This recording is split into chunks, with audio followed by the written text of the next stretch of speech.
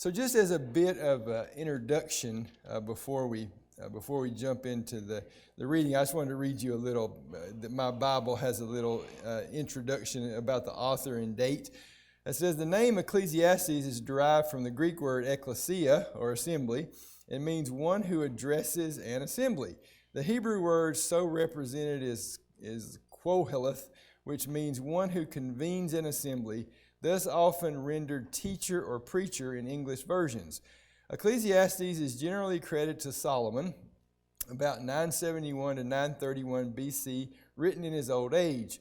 The rather pessimistic tone that pervades the book would be in keeping with Solomon's spiritual state at that time, referencing 1 Kings 11. Although not mentioned in 1 Kings, Solomon must have come back to his senses before death, repented, and turned back to God. Ecclesiastes 1:1, the words of the preacher, the son of David, king in Jerusalem, seems to point to Solomon, as do descriptions found in 1:12 and 12:9. Scattered throughout the book are allusions to Solomon's wisdom, wealth, servants, pleasures, and building activities. Because of the problems posed by an unrighteous Solomon writing holy scriptures, and because some of the language in Ecclesiastes belongs to a period much later in Israel's history, some scholars believe the book may have had its origin in the time of Ezra, about 450 BC. So I think most people generally accept that Solomon is the author because of the way the book starts out, even though it doesn't come out and say who it is that wrote it. I did see a couple of other explanations, but from my perspective, Solomon still made the most sense. Jesse, have you heard anything otherwise in your studies? No, that's definitely most sense too. All right, well, let's begin. Sure. So what we'll do, I want to read from the New King James Version first, and we'll read through the chapter, and then Robert Den is going to read through the chapter for us out of the New Living Translation. So beginning in verse 1 from the New King James. The words of the preacher, the son of David, king of Jerusalem. Vanity of vanities, says the preacher, vanity of vanities, all is vanity. What profit has a man from all his labor in which he toils under the sun? One generation passes away, and another generation comes, but the earth abides forever. The sun also rises, and the sun goes down, and hastens to the place where it arose. The wind goes toward the south and turns around to the north. The wind whirls about continually and comes again on its circuit. All the rivers run into the sea, and yet the sea is not full. To the place from which the rivers come, there they return again. All things are full of labor. Man cannot express it. The eye is not satisfied with seeing, nor the ear filled with hearing. That which has been is what will be. That which is done is what will be done. And there is nothing new under the sun. Is there anything of which it may be said, see, this is new? It has already been in ancient times before us. There is no remembrance of former things, nor will there be any remembrance of things that are to come by those who will come after. I, the preacher, was king over Israel in Jerusalem, and I set my heart to seek and search out by wisdom concerning all that is done under the heaven. This burdensome task God has given to the sons of man, by which they may be exercised. I have seen all the works that are done under the sun, and indeed all is vanity and grasping for wind. What is crooked cannot be made straight, and what is lacking cannot be numbered. I communed with my heart, saying, look, I have attained greatness, and have gained more wisdom than all who were before me in Jerusalem. My heart has understood great wisdom and knowledge, and I set my heart to know wisdom, and to know madness and folly. I also perceive that this also is grasping for the wind. For in wisdom is much grief, and he who increases knowledge increases sorrow. And let me back up. Robert? These are the words of the teacher, King David's son, who ruled in Jerusalem. Everything is meaningless, says the teacher, completely meaningless. What do people get for all their hard work under the sun? Generations come and generations go, but the earth never changes. The sun rises and the sun sets, then hurries around to rise again. The wind blows south and then turns north, around and around it goes, blowing in circles. Rivers run into the sea, but the sea is never full. Then the water returns again to the rivers and flows out again to the sea.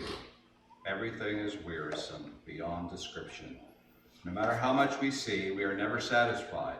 No matter how much we hear, we are not content. History merely repeats itself. It has all been done before. Nothing under the sun is truly new. Sometimes people say, here is something new, but actually it is old. Nothing is ever truly new.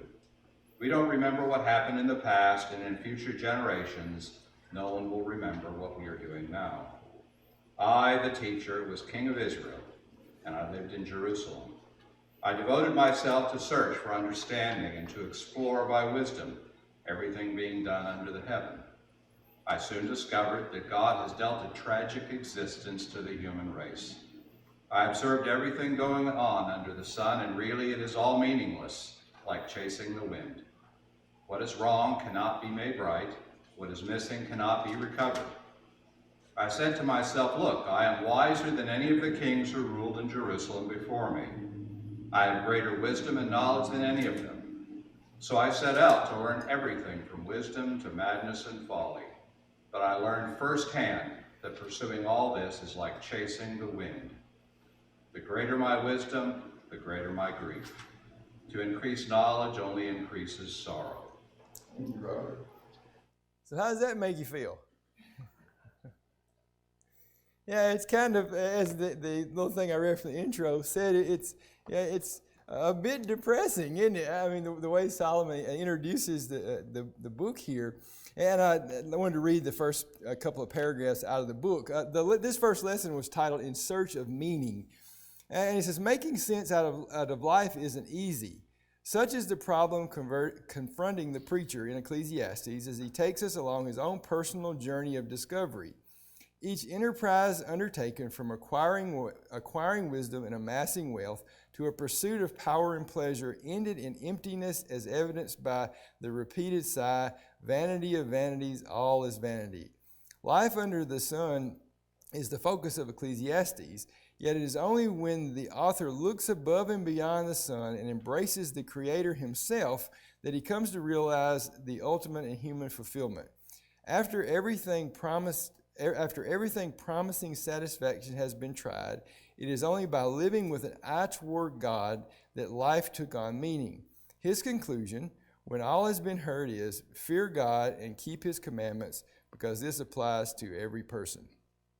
So as we look through the book, keep this in mind as you think about what's being written. The basic comparison that's going on here is how things are with and without God. So, and in this first section here is definitely Solomon's or the preacher's perspective without God being included in his endeavors, it would seem. And we see that the result of that is his conclusion that vanity of vanities, all is vanities. Now, the author makes the comment at the end of the first page here that Solomon is trying to tell us, don't make the same mistakes that I made. And I think that's exactly what this book is good for. It gives us a lot of insight into things that, it's kind of like Eric was bringing up Friday night about money. Things written 3,000 years ago are still applicable when it comes to how you deal with money. Same thing with things that are here. And these are questions that all come before us. And hadn't we all felt this way? And the wind, it just spins around. This has been done. Why am I here? What am I doing? What good is all the effort that I'm putting into whatever it is it might be? These are feelings that we all have had and probably still have at times. And so I think that's a good reason for us to study this and let us learn from what Solomon learned, and then try to make application of it in our life. And on the next page, he points out 11 vanities that we'll be covering as we go through the book of Ecclesiastes. So one is human existence, human wisdom, human pleasure, human labor, human rivalry, human greed, human fame, human wealth, human coveting, human foolishness, and human rewards. And, that's pretty comprehensive, isn't it? That covers pretty much anything that will be going on in our lives. So again, it does warrant our attention to let's see what he has to say and see how we can make application of it in our life. So he points out next these causes of Solomon's pessimism. And the first one he points out is related to Acts 20, verse 35. Todd, could you read that? Acts 20, verse 35. In everything I showed you that by working hard in this manner you must help the weak, and remember the words of the Lord Jesus that he himself said, it is more blessed to give than to receive. So what's the contrast there and the point of it? Norm? The preacher was talking about me, I underlined all the me's and I's in the first chapter, and it's just stuffed with them. So it's all inward focused for him, and oh, poor me. Whereas Jesus and the apostles, the explanation is going that the goal, the mission, is to have an outward focus. That's God's focus, away from himself towards us. It was Jesus' focus. It should be our focus.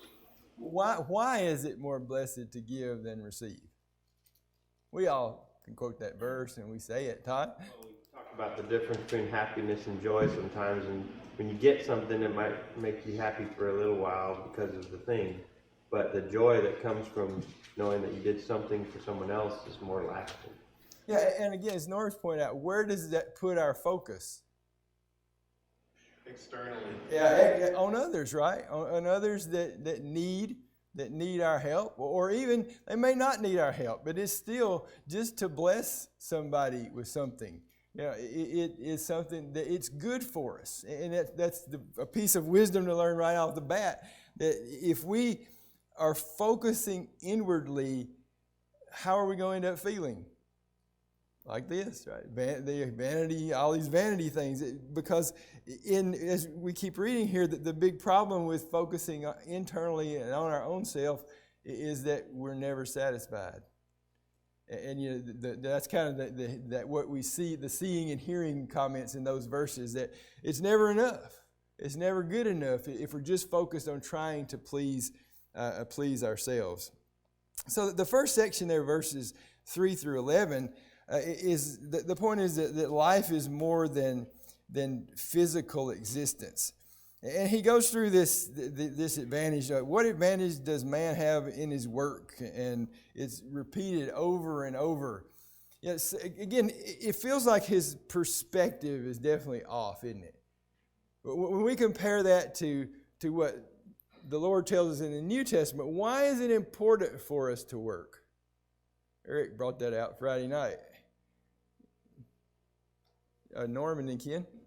Well, one thing is the more you do something, the better you get at it, and the better you get at it, the more you like it, it's just, and that's one aspect of it is that. But the other thing is that it feeds the idea of responsibility for somebody else, that you can take. God takes care of you, and you can take care of somebody else. Okay. I was just going to say, excuse me, it gives us a sense of value, a sense of self-worth, a sense of accomplishment, I guess. And what does working and making money then allow us to do? Jesse? You're able to take care of yourself in your own household, but you're also able to give to those who are in need. Ephesians 4:28. Exactly. It allows us, I think the word it uses in the verse that Eric used was sharing, wasn't it? That it allows us to share with others. So when we do that, it doesn't that give purpose? Yeah, it goes in here, it's kind of like the same rut over and over. I go to work every day, get there at 8, leave at 4, come home. Well, yeah, sometimes work can be a bit monotonous, but if we can look beyond it to the purpose that God has for us in work, then maybe we can overcome the monotony of it and thinking about the good things we can do with the money that we make. And then where does that, so also it gives us money to do what? That we do once a week. to give to the Lord's church, right? Which then, what does that allow? Well, obviously, it allows us to maintain what we do here, but what else does it allow us to do?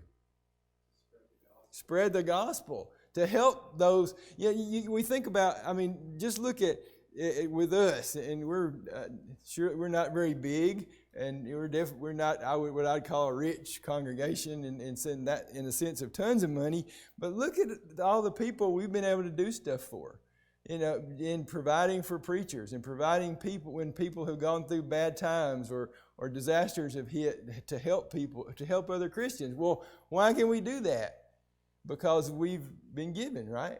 And that comes from our work, that we worked, and we can give, and we can utilize that to help others. And he kind of gets into that, what I was talking about the seeing, and he makes at the end of the third page there, we see and hear and want to see and hear even more. Neither the eye nor the ear is ever satisfied. What does that does that remind you of anything in the New Testament? Maybe when Paul was running around somewhere. Yeah, in Athens. What were those folks in Athens doing? Yeah, always looking for to hear something new. And he kind of makes the point as you read through here. Do you ever hear enough music, or do you ever see enough beautiful mornings? And think about, and I guess there's nothing wrong, right, with wanting to see another beautiful morning or listen to another good song or whatever. But he wants us to keep that in perspective. Right? Again, bringing back to perspective of not getting into this rut of just well, here's another day. There's another day, and here I go, and it gets into the history. It repeats itself. That's kind of an interesting concept of history repeating itself. But do you agree that's true? Yeah, it's kind of funny. I've heard there's a saying at work. It's like we don't get new problems, we just get new engineers.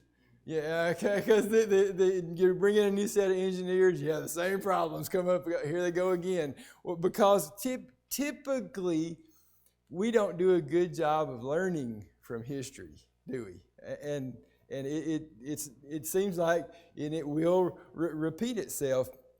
And I think that as Christians, obviously we need to make sure that we are learning. We can look back at mistakes and positive things that have happened. We go all the way back. And that's why don't we go back and look at what the New Testament church did?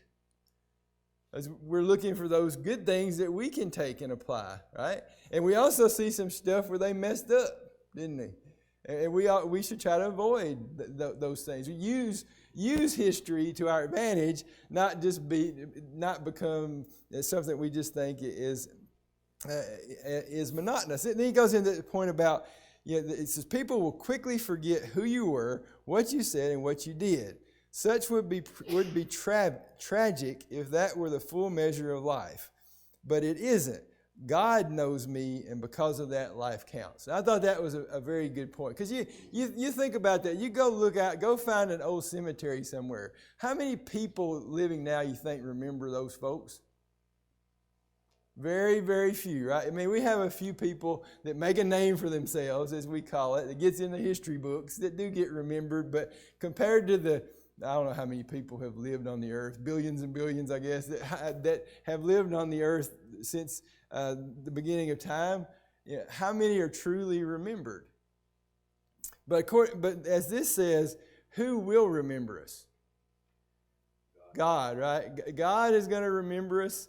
God knows the hairs on our head. Right? Those the verses where He knows us and that He loves us, and we're important to Him, whether we feel important or not to anybody else, right? And I think that's the positive thing we can take from this, that no matter what people, so I think that's another one of those, why am I here?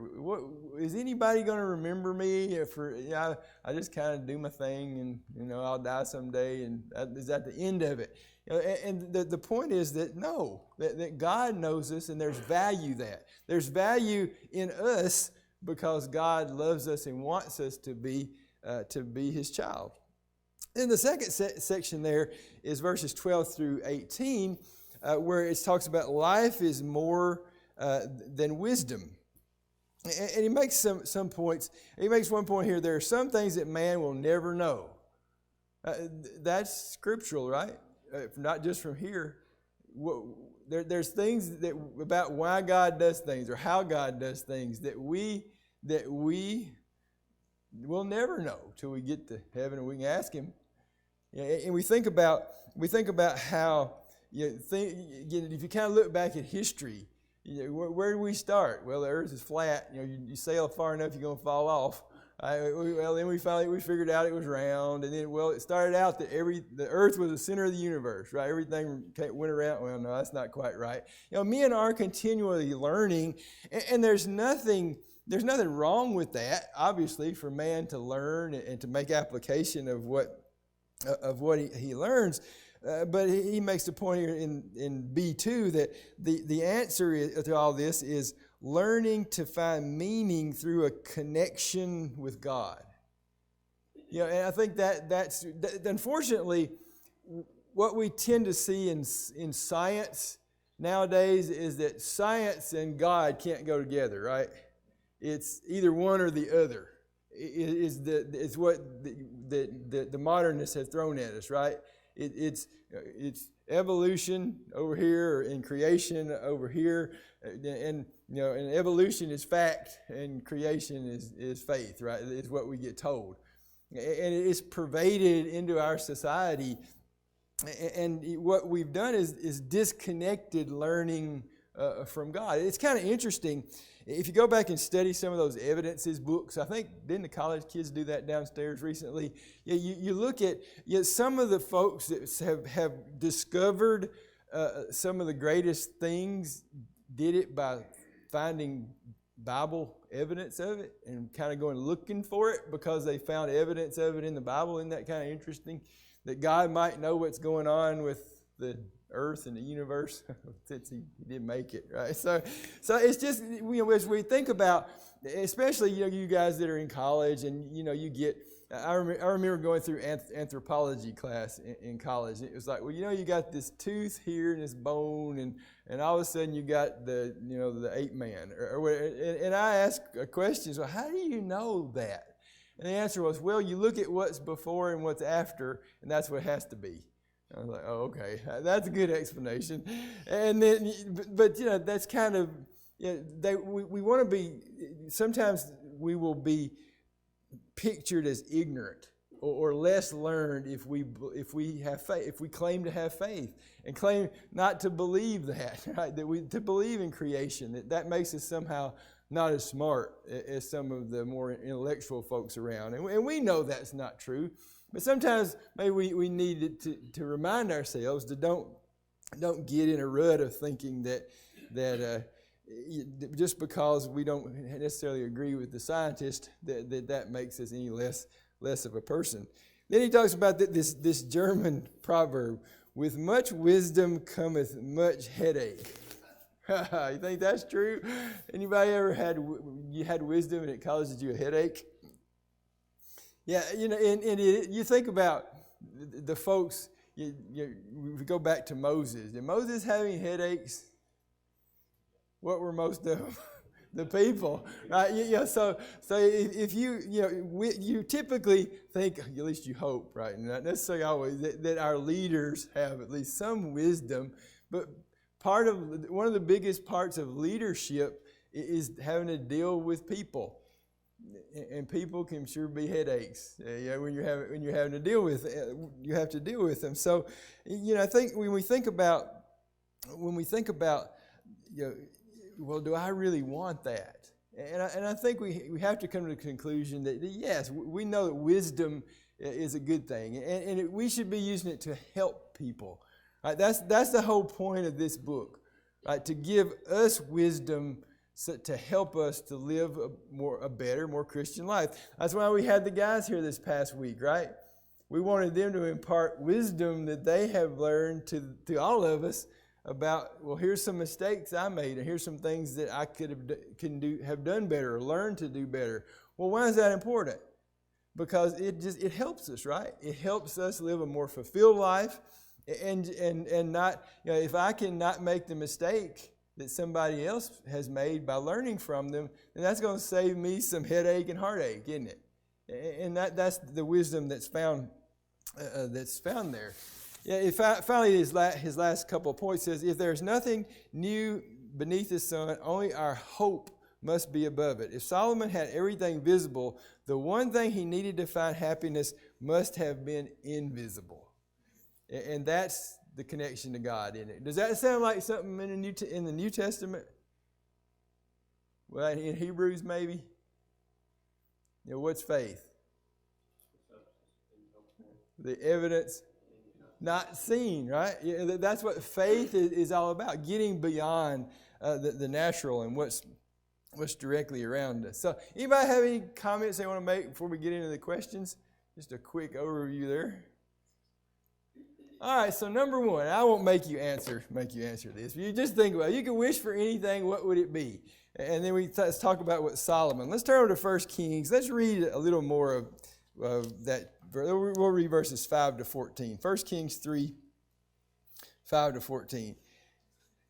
At Gibeon, the Lord appeared to Solomon in a dream by night, and God said, "Ask, what shall I give you?" And Solomon said, "You have shown great mercy to your servant David, my father, because he walked before you in truth, in righteousness, and in uprightness of heart with you. You have continued this great kindness for him, and you have given him a son to sit on the throne, as it is this day. Now, O Lord my God, you have made your servant king instead of my father David. But I am a little child. I do not know how to go out or come in. And your servant is in the midst of your people, whom you have chosen a great people, too numerous to be numbered or counted. Therefore give to your servant an understanding heart to judge your people, that I may discern good and evil. For who is able to judge this great people of yours?" The speech pleased the Lord that Solomon had asked this thing. And God said to him, "Because you have asked this thing, and have not asked for long life for yourself, nor have asked riches for yourself, nor have asked the life of your enemies, but have asked for yourself understanding to discern justice. Behold, I have done according to your words. See, I have given you a wise and understanding heart, so that there has not been anyone like you before you, nor shall any like you arise after you. And I have also given you what you have not asked, both riches and honor, so that there shall not be anyone like you among the kings in all your days. So if you walk in my ways to keep my statutes and commandments as your father David walked, then I will lengthen your days." So what do you wish for? Understanding, ability to discern. What do you get? Everything, right?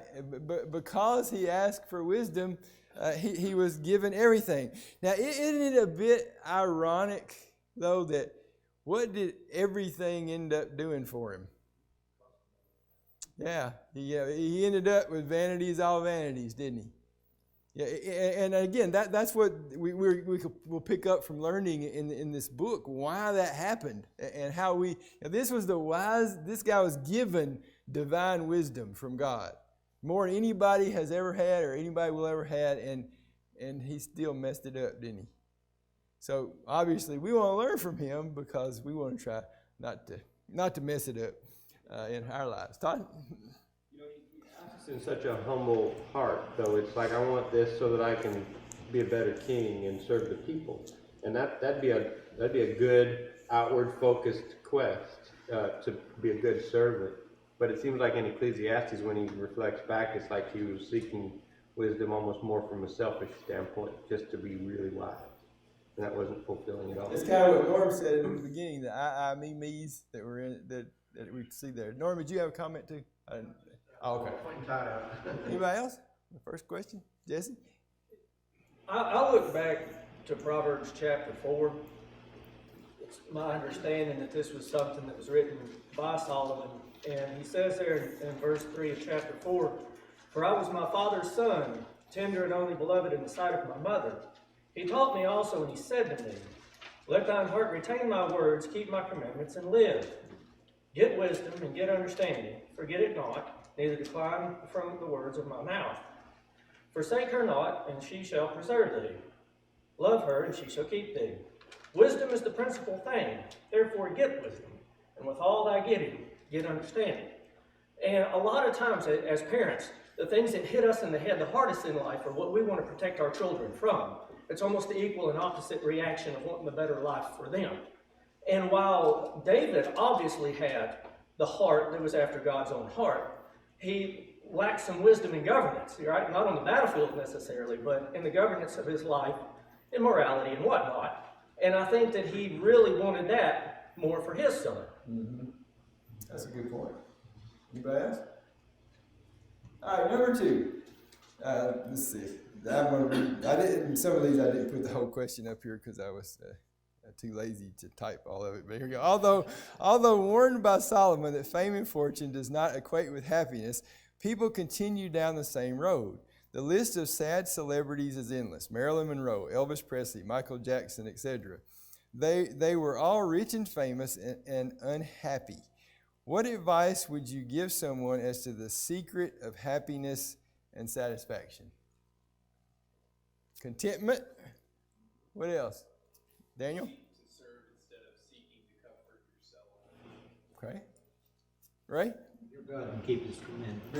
Fear God and keep His commandments. Seek God and His kingdom first, and all these other things will be added to you. Yeah, and everything you guys are saying, we're getting back to that. Include God and His ways in our life, aren't we? That if we'll do that, then we're not going to end up miserable. That as we see, we see some of these folks that he listed here. Who is the guy that got so rich and ended up all locked up? Was that Howard Hughes? Yeah, he was scared to get around anybody or almost touch anything or something because he was afraid of what would happen to his riches. And he ended up becoming totally secluded because of it. And, that don't sound much fun, does it? And, I think that when we include God in our lives, when you think about, with God, we have salvation. We have family in the right perspective. And we have extended family with the church. We understand that our work is something to allow us to help others and to be fulfilling in that way. That including God is the secret to happiness and satisfaction. And why is that true? Who made us? Who understands us? God, right? And if we'll look to what He has to say, we're probably going to be better off. Todd? In the world, they say religion is the opiate of the masses. And so they would take this lesson and say, see, you're doing all the same stuff, but just by thinking about God, it makes it all nice and happy. But you'll be depressed without thinking about God. The fact is, God is real, and when you take Him out, it leads to all this depression and sadness. And when you understand the reality of things, which is we have a Creator, it lets us have a fulfilling life. Yeah, especially when we'll obey what He has to say, right, and follow His wisdom. Norm? Yeah, and if you, somebody that goes through their life wanting to build things and build businesses and build wealth and all this kind of stuff. When you are serving God, you are building, but you're building for eternity. You're building something that will never go away, as opposed to the things that will crumble after you're gone anyway. The next one. Why will the selfish person, what's in it for me, never be satisfied? Jason? So, looking at this, one of the definitions that I ran across for selfishness is concerned excessively or exclusively with oneself, seeking or concentrating on one's own advantage, pleasure, and well-being without regard for others. And so the problem is you're so focused on yourself that's what everything is about. I guess as I've gotten older, to me, this is one of the devil's greatest tools. And within our society is, well, you deserve a break. Well, you deserve whatever it is I'm selling. YOLO, you only live once, so do whatever you want to satisfy yourself. But we're clearly told within scriptures that that's not the case. And I thought about the passage from Jesus Matthew 16:24, if anyone wishes to come after me, he must deny himself and take up his cross and follow me. If it's always about you, then you're never going to be satisfied. But if you make your focus about other people, like Daniel talked about in serving others, which is what we should be doing, which is what we try to teach our children, which is what we try to teach each other in the church, but oftentimes we don't heed that ourselves. And we're never going to be satisfied if it's always about us. Very good point. Bass. All right. So, enough is enough. A man never earns enough. A woman is never beautiful enough. Our stuff is never nice enough. And our relationships are never romantic enough. Like the cow with his head through the fence, we yearn for greener pastures. Happiness comes, however, when we step off the treadmill and declare, enough, I am satisfied with my life. Like Solomon, what life secret did Paul declare in Philippians 4:11 through 12? Jesse? You learn to be content. And what was the first word you used there? Learn. Learn. Why do you have to learn to be content? Norm P? Kind of goes back to answering question 3. We are born insatiable and wholly selfish because we have no concept other than what we need right now. We have no concept of when too much is too much. And so learning to hold back, learning to not take everything, being taught, no, you can't have that. I mean, it has to be learned because left to our own devices, we are insatiable by nature. Yeah, contentment is not a natural thing, is it? And that's why exactly it's been pointed out. It's something that we have to work at and learn to be whatever state we're in. You know, if we're with God, it's all right. Nor? Yeah, we think of it as a state of mind, but our desire should be for it to become a character trait, for it to become who we are. And if we do that, we have a better chance of actually acquiring it. Yeah. All right, number 5. Come on, there you go. Laugh and the world laughs with you. Cry and you cry alone. Sadly, the opposite may be true, as there seems to be more sadness than happiness these days. In what ways should God's people be different? So there's the classic passages over in Romans 12. What does it say we're supposed to do? If somebody weeps, what about if they're happy? So really, as a Christian, what Christ would teach us is, again, it's back to when we're weeping with those who weep, and we're happy for those who are happy. What's the implication there? Where's our focus? Yeah. Yeah, others, we care about each other and others' joys and sorrows. And when one of our brethren is sad for some reason, then that makes us sad, doesn't it? Or it should. Or if they're happy, what's the worldly tendency if somebody has something good happen to them? Jealousy. Well, why'd they get that? Or how'd they afford that? Things like these questions we ask versus, hey, I'm glad. I'm happy for you that you were able to accomplish that. Robert? I think another part of this, especially in the light of Ecclesiastes, is all is vanity. And a lot of people still see that, even if they don't believe in the Bible and Scripture. They see that, well, what's the point? But we as Christians see the point, which is God. It's Christ. We have this objective to serve that is above us, just like Ecclesiastes and what we're starting to get into studying, is something above the vanity of this world. It is greater than us, which takes us outside of ourselves, which is what should show to others and why they should look at us and say, why are you different than the world? Yeah, good point. All right, the next one, I think we know the answer to this one. Vanity of vanities, all is vanity. So with question 7, without God, what is the answer to the question in verse 3, which is, what profit has a man from all his labor in which he toils under the sun?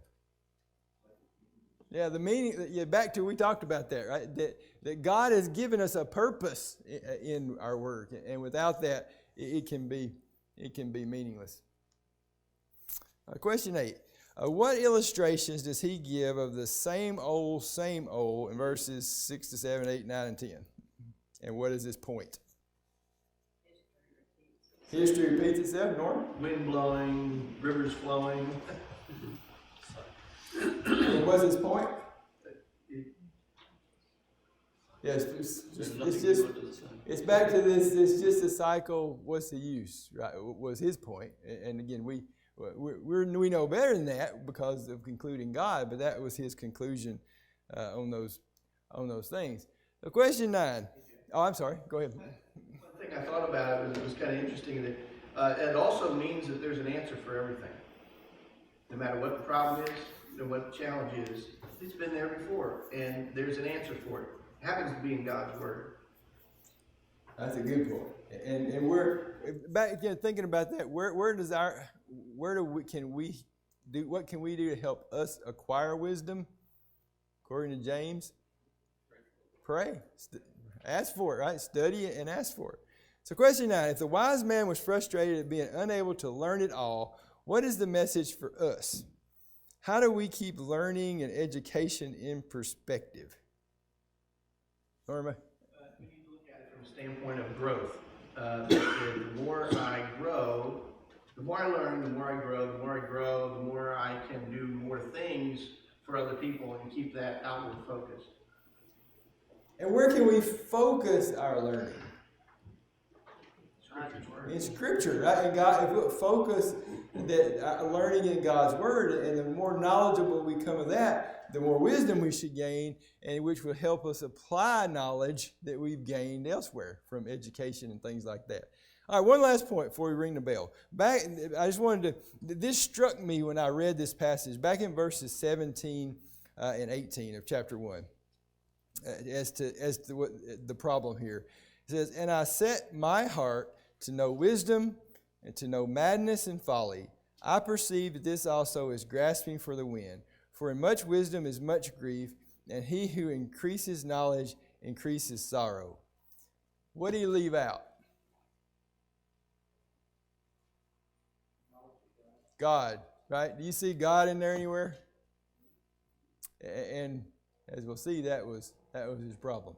All right, well, thank you. We will, lesson 2. We're just going to do a chapter a week, and I guess we'll do a review at the end. We have, I don't know, do we have a Sunday we won't have a class? We do, right? So we have one meeting, so that'll work out perfect. We got 12 lessons, and we'll cover one a week. Thank you very much.